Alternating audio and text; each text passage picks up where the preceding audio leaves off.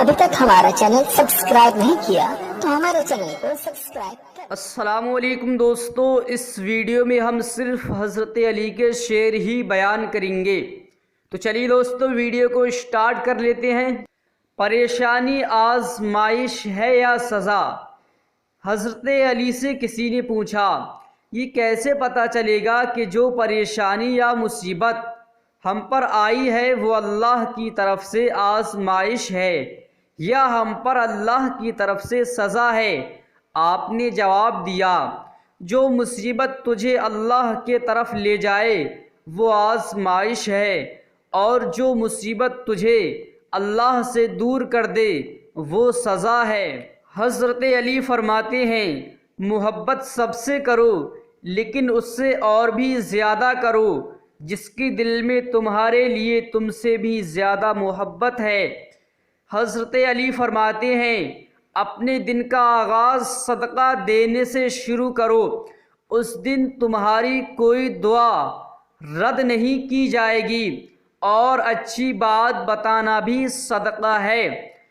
حضرت علی فرماتے ہیں، اچھے لوگوں کا تمہاری زندگی میں آنا تمہاری قسمت ہوتی ہے، اور انہیں سنبھال کر رکھنا تمہارا ہنر۔ ایسا بہت کم ہوتا ہے کہ جلد باز انسان نقصان نہ اٹھائے، اور ایسا ہو ہی نہیں سکتا کہ صبر کرنے والا ناکام ہو۔ جو شخص تمہارا غصہ برداشت کر لے اور ثابت قدم رہے تو وہ تمہارا سچا دوست ہے۔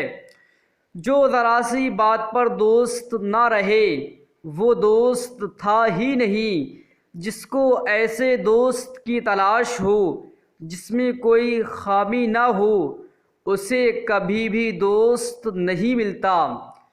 اس سے ضرور معافی مانگو جسے تم چاہتے ہو، اسے مت چھوڑو جو تمہیں چاہتا ہے، اس سے کچھ مت چھپاؤ جو تم پہ اعتبار کرتا ہے۔ مولا علی فرماتے ہیں، زندگی کی اصل خوبصورتی یہ نہیں کہ آپ کتنے خوش ہیں، بلکہ زندگی کی اصل خوبصورتی تو یہ ہے کہ دوسرے آپ سے کتنے خوش ہیں۔ جو ظلم کے ذریعے عزت چاہتا ہے اللہ اسے انصاف کے ذریعے ذلیل کرتا ہے۔ اگر انسان کو تکبر کے بارے میں اللہ کی ناراضگی اور سزا کا علم ہو جائے تو بندہ صرف فقیروں اور غریبوں سے ملے اور مٹی پہ بیٹھا کرے۔